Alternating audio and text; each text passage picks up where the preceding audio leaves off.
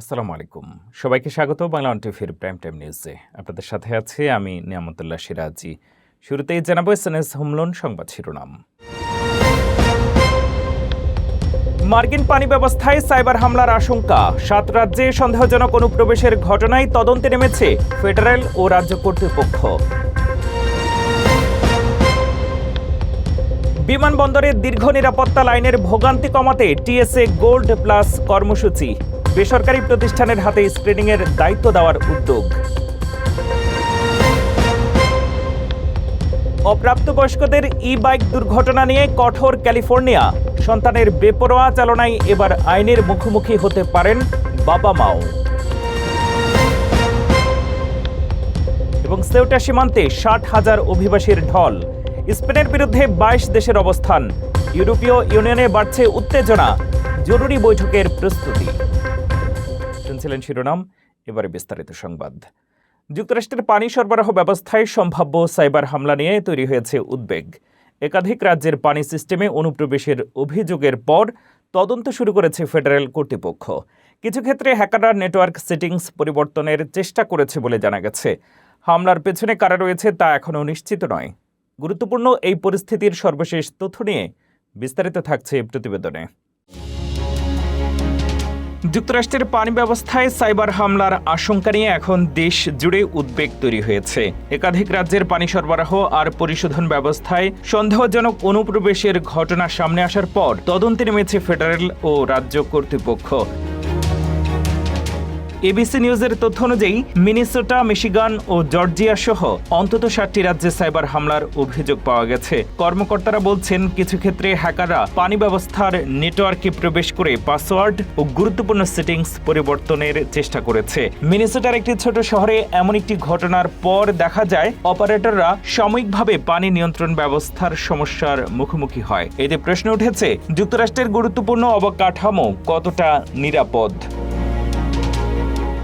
বর্তমানে তদন্তকারীরা খতিয়ে দেখছেন এসব হামলার পেছনে কোনো বিদেশি হ্যাকার গোষ্ঠী জড়িত কিনা। বিশেষ করে সম্ভাব্য ইরান সংশ্লিষ্ট সাইবার কার্যক্রমের বিষয়টি গুরুত্ব দিয়ে দেখা হচ্ছে। তবে এখনও কোনো পক্ষকে আনুষ্ঠানিকভাবে দায়ী করা হয়নি। ফেডারেল কর্মকর্তারা জানিয়েছেন, পানি সরবরাহ ব্যবস্থা শুধু একটি জনসেবা নয়, এটি দেশের গুরুত্বপূর্ণ নিরাপত্তা অবকাঠামোর অংশ।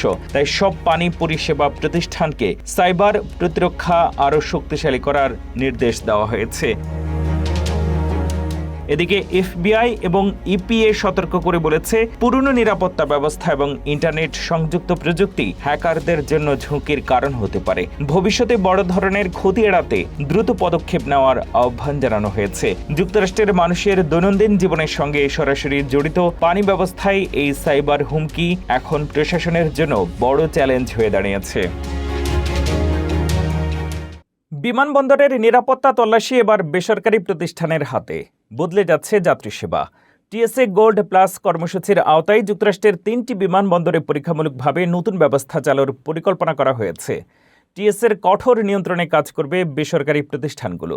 লক্ষ্য দ্রুত স্ক্রিনিং এবং অপেক্ষার সময় কমানো।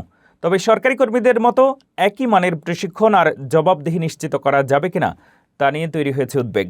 এ নিয়ে বিস্তারিত আরও থাকছে প্রতিবেদনে।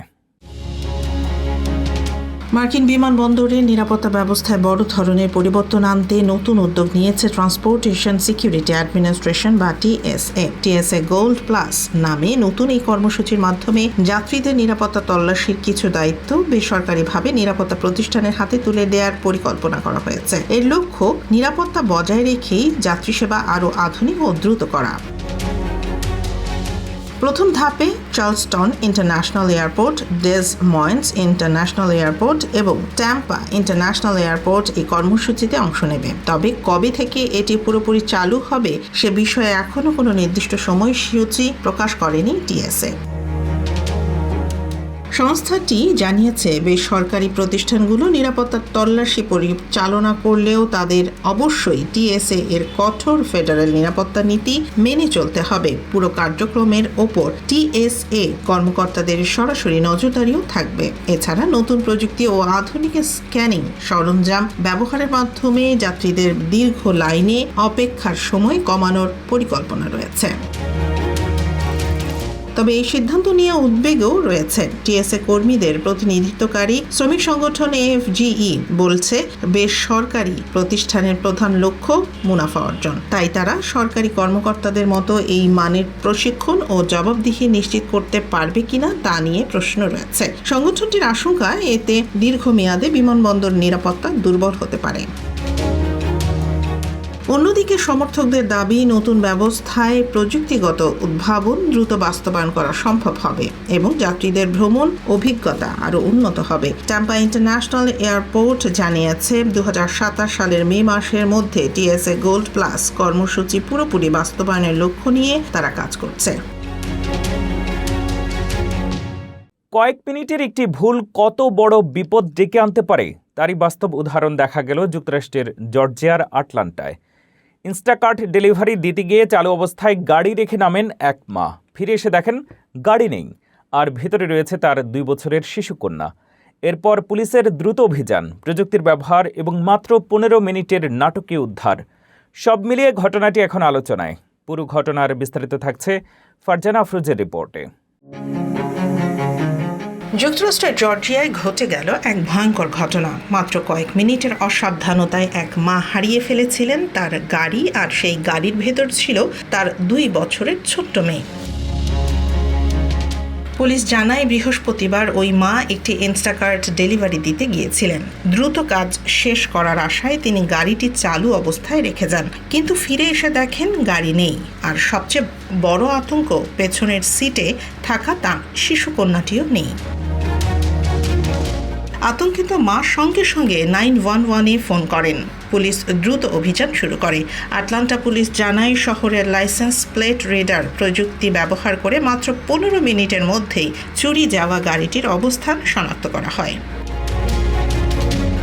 বডি ক্যামেরার ভিডিওতে দেখা যায়, পুলিশ গাড়িটির কাছে পৌঁছে সন্দেহভাজন ব্যক্তিকে হাত উঁচু করে বেরিয়ে আসার নির্দেশ দেয়।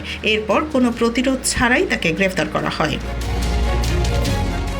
গ্রেফতার ব্যক্তির নাম 21 বছর বয়সী সালিম মার্টিন। তার বিরুদ্ধে অপহরণ, গাড়ি চুরি, শিশুর প্রতি নিষ্ঠুরতা, অবৈধভাবে গাড়িতে প্রবেশ সহ একাধিক গুরুতর অভিযোগে আনা হয়েছে। উদ্ধারের সময় শিশুটিকে কান্না করতে দেখা যায়। পুলিশ কর্মকর্তারা তাকে শান্ত করেন। পরে শিশুটিকে সম্পূর্ণ সুস্থ অবস্থায় তার বাবা মায়ের কাছে ফিরিয়ে দেওয়া হয়। পুলিশ বলছে, প্রযুক্তির দ্রুত ব্যবহার এবং কর্মকর্তাদের তৎপরতার কারণেই বড় ধরনের বিপদ এড়ানো সম্ভব হয়েছে। তবে এই ঘটনা আবারও সতর্ক করছে, গাড়ি চালু রেখে কখনোই শিশু বা মূল্যবান জিনিসপত্র একা ফেলে যাওয়া উচিত নয়।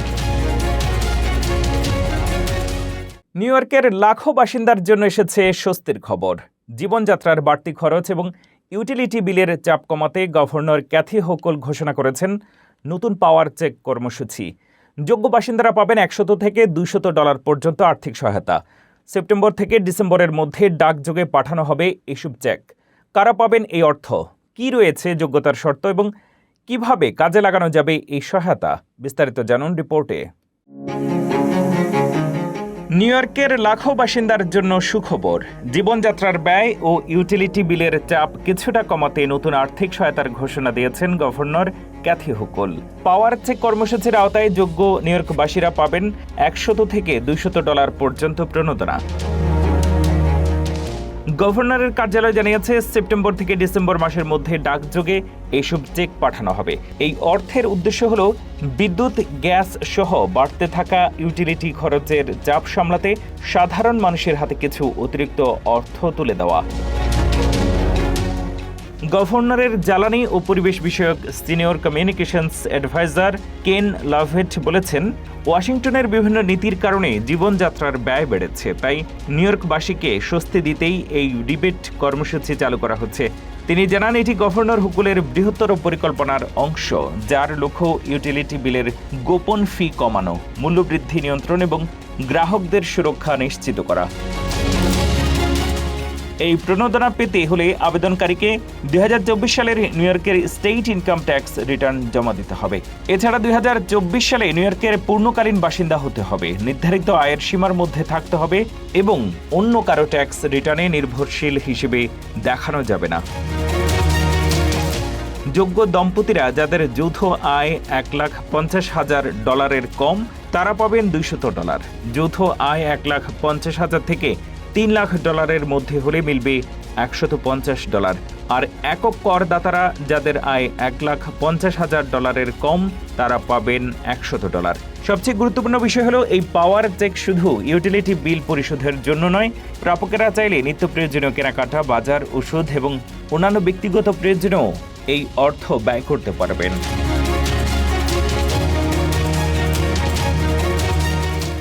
নিউ ইয়র্কে ডেলিভারি কর্মীদের জন্য শুরু হয়েছে এক নতুন অধ্যায়। ডেলিভারি ওয়ার্কার টিপ ট্রান্সপারেন্সি আইন কার্যকর হওয়ার পর টিপস নিয়ে দীর্ঘদিনের অভিযোগ অনেকটাই দূর হয়েছে। গ্রাহকদের দেওয়া অর্থ এখন সরাসরি কর্মীদের হাতেই যাচ্ছে। আর কয়েক মাসে সেই অঙ্ক পৌঁছেছে $104 মিলিয়ন। কিভাবে এই উদ্যোগ হাজারো পরিবারের আর্থিক অবস্থার উন্নতিতে ভূমিকা রাখছে জানুন রিপোর্টে। নিউ ইয়র্ক সিটির খাবার ও গ্রোসারি ডেলিভারি কর্মীদের জন্য বড় সুখবর এসেছে। শহরের মেয়র জোহরান মামদানি জানিয়েছেন, চলতি বছরের জানুয়ারির শেষ থেকে এখন পর্যন্ত ডেলিভারি কর্মীরা গ্রাহকদের কাছ থেকে $104 মিলিয়ন বেশি টিপস পেয়েছেন। নতুন আইন কার্যকর হওয়ার পর এই অর্থ সরাসরি কর্মীদের হাতে পৌঁছেছে, যা তাদের আয় উল্লেখযোগ্যভাবে বাড়িয়েছে। শহরের department of consumer and workers protection new York city কাউন্সিলের সঙ্গে প্রায় 3 বছর কাজ করে চুক্তিভিত্তিক খাবার ও গ্রোসারি ডেলিভারি কর্মীদের অধিকার রক্ষায় নতুন আইন কার্যকর করে। এই আইনের আওতায় ডেলিভারি অ্যাপগুলোকে গ্রাহকদের সামনে টিপ দেওয়ার অপশন স্পষ্টভাবে প্রদর্শন করতে বাধ্য করা হয়েছে। মেয়র মামদানি বলেন, দীর্ঘদিন ধরে বিভিন্ন ডেলিভারি অ্যাপ নিজেদের মুনাফা বাড়ানোর জন্য টিপ দেওয়ার অপশন আড়ালে রাখত। ফলে পরিশ্রম করেও ডেলিভারি কর্মীরা ন্যায্য টিপস থেকে বঞ্চিত হতেন। নতুন আইন সেই পরিস্থিতির পরিবর্তন করেছে এবং এর সুফল ইতোমধ্যেই দেখা যাচ্ছে। শহর কর্তৃপক্ষের হিসাব অনুযায়ী এই আইন কার্যকর থাকলে প্রতি বছর ডেলিভারি কর্মীরা অতিরিক্ত $184 মিলিয়ন টিপস পাবেন। এতে একজন কর্মীর বছরে গড়ে প্রায় $2,287 অতিরিক্ত আয় হবে। আইন কার্যকর হওয়ার মাত্র 4 সপ্তাহের মধ্যে ইতিবাচক পরিবর্তন দেখা যায়। প্রতি ডেলিভারিতে কর্মীদের গড় আয় $1.18 বেড়েছে এবং গড় টিপস $2.29 পৌঁছেছে। ডিসিডব্লিউপি কমিশনার স্যামুয়েল এ লেভিন বলেন, গ্রাহকদের জন্য টিপ দেয়া সহজ করার ফলে কর্মীরা সরাসরি উপকৃত হচ্ছেন, একই সঙ্গে স্থানীয় অর্থনীতিও শক্তিশালী হচ্ছে। এছাড়া শহর কর্তৃপক্ষ জানিয়েছে 2023 সালের ডিসেম্বর থেকে ডেলিভারি কর্মীদের গড় ঘন্টা প্রতি আয় $10.48 থেকে বেড়ে $27.32 পৌঁছেছে। ন্যূনতম মজুরি নীতির কারণেও কর্মীরা এখন পর্যন্ত $2 বিলিয়ন বেশি অতিরিক্ত আয় করেছেন। কর্মকর্তাদের আশা, এই উদ্যোগ ভবিষ্যতেও ডেলিভারি কর্মীদের আর্থিক নিরাপত্তা ও ন্যায্য পারিশ্রমিক নিশ্চিত করতে গুরুত্বপূর্ণ ভূমিকা রাখবে। ই বাইক নিয়ে বেপরোয়া কিশোরদের বিরুদ্ধে অভিযোগ নতুন নয়, তবে এবার শুধু সন্তান নয়, আইনের মুখোমুখি হতে পারেন অভিভাবকরাও। ক্যালিফোর্নিয়ার অরেঞ্জ কাউন্টিতে শুরু হয়েছে একের পর এক তদন্ত, আর সেই সিদ্ধান্ত ঘিরে তৈরি হয়েছে ব্যাপক আলোচনা। কেন নেওয়া হলো এমন কঠোর পদক্ষেপ এবং কারা পড়ছেন আইনি ঝুঁকিতে, চলুন দেখে নেওয়া যাক। অপ্রাপ্ত বয়স্কদের বেপরোয়া ই বাইক চালানো নিয়ে এবার কঠোর বার্তা দিয়েছে যুক্তরাষ্ট্রের ক্যালিফোর্নিয়ার অরেঞ্জ কাউন্টি। নতুন উদ্যোগে শুধু কিশোর চালকরাই নয়, প্রয়োজনে তাদের বাবা মায়ের বিরুদ্ধেও ফৌজদারি অভিযোগ আনা হবে বলে জানিয়েছে কর্তৃপক্ষ। অরেঞ্জ কাউন্টি ডিস্ট্রিক্ট অ্যাটর্নির কার্যালয় জানিয়েছে, বর্তমানে 26টি তদন্ত চলছে। এসব মামলায় প্রমাণ মিললে অভিভাবকদের বিরুদ্ধে শিশু অবহেলা, শিশুকে ঝুঁকিতে ফেলা কিংবা অনিচ্ছাকৃত হত্যার মতো গুরুতর অভিযোগ আনা হতে পারে। বাড়তে থাকা দুর্ঘটনা ও জননিরাপত্তার ঝুঁকি মোকাবেলায় ইতোমধ্যেই ই বাইক সংক্রান্ত অপরাধ তদন্তের জন্য বিশেষ প্রসিকিউশন ইউনিট গঠন করা হয়েছে। ডিস্ট্রিক্ট অ্যাটর্নি টড স্টেডজার বলেছেন, ই বাইক ও ই মোটরসাইকেল এখন শিশুদের জরুরি বিভাগে ভর্তি হওয়ার অন্যতম প্রধান কারণ। তার ভাষায়, এটি কেবল ট্রাফিক সমস্যা নয়, বরং একটি গুরুতর জনস্বাস্থ্য সংকট। ইতিমধ্যে কয়েকটি মামলায় অভিভাবকদের বিরুদ্ধে অভিযোগ গঠন হয়েছে। এক ঘটনায় এক কিশোরের বাইক ধাক্কায় 81 বছর বয়সী এক ভিয়েতনাম যুদ্ধের প্রবীণ সেনা নিহত হওয়ার পর তার মায়ের বিরুদ্ধে অনিচ্ছাকৃত হত্যাকাণ্ডের মামলা হয়েছে। অন্য একটি ঘটনায় 12 বছর বয়সী ছেলের দুর্ঘটনার জেরে বাবার বিরুদ্ধেও আইনি ব্যবস্থা নেওয়া হয়েছে।